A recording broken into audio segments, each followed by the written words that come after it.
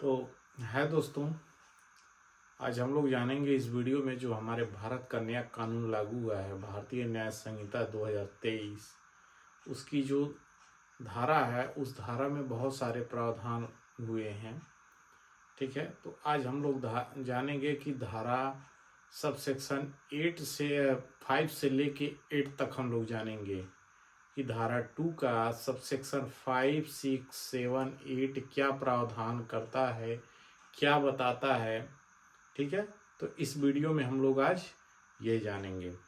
तो चलिए, अगर अभी तक आप हमारे चैनल को सब्सक्राइब नहीं किए हैं, लाइक नहीं किए हैं, तो शेयर नहीं किए हैं तो सब कर दीजिए। लाइक, सब्सक्राइब, शेयर सब कर दीजिए, ये जानकारी और लोग तक पहुँचे। ठीक है, और चलिए हम लोग चलते हैं अपने वीडियो की तरफ। तो हम लोग आज जानेंगे BNS 2023। ठीक है, भारतीय न्याय संहिता 2023 की जो धारा 2 का सब सेक्शन 5 है वो क्या प्रावधान करता है। 2 का सब सेक्शन 5, ठीक है, न्यायालय का प्रावधान करता है। न्यायालय तो आप लोग शब्द सुने ही है, जान ही रहे न्यायालय क्या होता है, लेकिन न्यायालय का भी प्रावधान है। ठीक है, परिभाषित किया गया है एक्ट में। ठीक है, भारतीय न्याय संहिता में, पहले आईपीसी में था, अब भारतीय न्याय संहिता में जब नया कानून लागू है भारतीय न्याय संहिता, तो उसमें इसका प्रावधान कर दिया गया है। ठीक है भाई, उसका भी तो प्रावधान होना चाहिए कहीं ना कहीं न्यायालय का, तभी तो हम जानेंगे कि वो न्यायालय आखिर आया कहाँ से। किसी न किसी कानून के तहत तो होना चाहिए। तो हम लोग जानते हैं कि न्यायालय क्या है। तो कह रहा है कि न्यायालय से वह न्यायाधीश अभिप्रेत है, न्यायालय से वह न्यायाधीश अभिप्रेत है जो निर्णय देता है। जैसे जज हैं जो निर्णय देते हैं, न्यायाधीश वह अभिप्रेत हैं जिसे न्यायिकता कार्य करने के लिए विधि द्वारा। ठीक है, न्यायालय से हमें यह तात्पर्य है, या यह हम जानते हैं कि न्यायालय में जो न्यायाधीश होते हैं, ठीक है, न्यायाधीश न्यायिकता कार्य करने के लिए, न्यायिक कार्य करने के लिए वह विधि द्वारा अकेले ही सशक्त किया गया है। वह विधि के द्वारा उन्हें अकेले ही सशक्त किया गया, यानी एक कोर्ट में एक न्यायाधीश बैठते हैं। ठीक है, और उन्हें अकेले उस न्यायालय से संबंधित सारे मुकदमे देखने के लिए उन्हें अपॉइंट किया गया है, उन्हें भेजा गया है, उन्हें बैठाया गया है न्यायिक कार्य देखने के लिए। ठीक है, वही कह रहा है कि सशक्त किया गया है, या उस न्यायाधीश निकाय का जिसे एक निकाय के रूप, वह न्यायाधीश निकाय जिसे एक न्यायाधीश निकाय के रूप में न्यायिकता कार्य करने के लिए विधि द्वारा सशक्त किया गया हो, जबकि ऐसा न्यायाधीश या न्यायाधीश निकाय न्यायिकता कार्य कर रहे हों। ठीक है, न्यायिकता कार्य कर रहे हैं, यानी न्यायालय से यह तात्पर्य है कि किसी एक न्यायाधीश को वहाँ अपॉइंट कर दिया है, सशक्त कर दिया गया, बैठा दिया गया है, क्या करने के लिए, न्यायिक कार्य करने के लिए। न्यायिक कार्य होगा तो किसके द्वारा होगा, विधि के द्वारा। ठीक है, उन्हें विधि के द्वारा अकेले सशक्त कर दिया गया, उन्हें अकेले उस एक कोर्ट में बैठा दिया गया है कार्य करने के लिए। ठीक है, चलिए हम लोग अगला देखते हैं। सब सेक्शन 2 का 6 क्या कहता है। सब सेक्शन 2 का 6 कहता है मृत्यु। मृत्यु से क्या तात्पर्य है। ठीक है, मृत्यु क्या क्या अर्थ है। मृत्यु का मतलब मर जाना, यानी परलोक सुधार जाना, ये दुनिया छोड़ जाना, धरती से उठे जाना। ठीक है, तो कानूनी भाषा में हम लोग जानते हैं क्या है। कह रहा है मृत्यु से जब तक कि संदर्भ से प्रतिकूल प्रतीत न हो मानव की मृत्यु का अभिप्रेत है। यानी जब तक यह प्रतीत न हो, ठीक है, यह प्रतिकूल तत्प्रतिकूल न पता चले कि उस व्यक्ति का या उस जीव का या उस प्राणी का जो धड़कनें चल रही हैं, सांसें चल रही हैं, वो बंद हो जाए।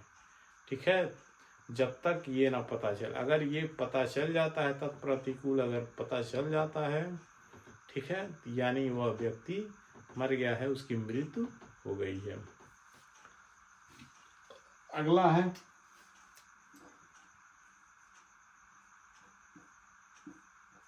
सेवन, कहता है बेईमानी। बेईमानी, बेईमानी क्या है, इसका भी प्रावधान है कानून में, बेईमानी का भी, ठीक है, और इसकी सजा भी है। ये तो परिभाषा के रूप में दिया है ना, बेईमानी। पुराने कानून में 419(20) था, जो बेईमानी, छल कपट, धोखाधड़ी, ठीक है, वही चीजें हैं। तो बेईमानी आजकल तो सबके अंदर है, ऐसा कोई व्यक्ति नहीं है जिसके अंदर बेईमानी न हो। ठीक है, कोई ऐसा व्यक्ति नहीं है जिसके अंदर बेईमानी न हो। बेईमानी तो सबके अंदर है आजकल। तो बेईमानी से यह तात्पर्य होता है, यह पता चलता है कि सीधी सी भाषा में बेईमानी से यह पता चलता है कि किसी एक व्यक्ति की लाभ होती है और दूसरे व्यक्ति की हानि होती है। सीधी सी भाषा में हम लोग जानेंगे बेईमानी का मतलब। अब उदाहरण से देखते हैं, जैसे मान लीजिए को और खो, दो व्यक्ति हैं, ठीक है। को ने इसको उधार दिया 10,000 रुपये, 10,000 या को ने दे करके इनको, ठीक है, 10,000 रुपये दे करके भूल गया। 2-4 साल बाद इसे याद आया कि हमें खो से पैसे लेना है, तो खो ने कहा कि मैंने तुम्हारे पैसे वापस कर दिए। ठीक है, हमने तुम्हारे पैसे, खो ने कहा कि 10,000 रुपये मैंने तुम्हारा वापस कर दिया है। तो को ने कहा कि नहीं किए। खो ने कहा मैंने दे दिया है, तुम भूल गए हो। तो ये खो ने पैसा वापस नहीं किया है, लेकिन कह रहा है कि मैंने तुम्हारा पैसा वापस कर दिया है को इस बात पे मान जाता है कि चलो हाँ, हो सकता है पैसा दे दिया हो, हमको ही ना याद हो। ठीक है, तो इससे क्या हो रहा है, इस 10,000 रुपये का जो हानि है इस व्यक्ति को हो रही है, और इससे 10,000 रुपये का लाभ इस व्यक्ति को हो रहा है। ठीक है, तो बेईमानी का सीधा सा अर्थ है कि एक व्यक्ति का हानि, जो व्यक्ति देता है उसका हानि, और जो व्यक्ति लेता है उसका लाभ है। बेईमानी से सीधी सी एक भाषा है। ठीक है, इसका कुछ अलग से नहीं हम बताएंगे। अगला है 8। ठीक है, 8 क्या है, दस्तावेज। 8 क्या है, दस्तावेज। अब दस्तावेज में क्या क्या इंक्लूड है, चलिए हम लोग जानते हैं। दस्तावेज से कोई ऐसा विषय अभिप्रेत है, दस्तावेज से कोई ऐसा विषय अभिप्रेत है जिसको किसी पदार्थ पर अक्षरों, अंकों या चिन्हों के साधन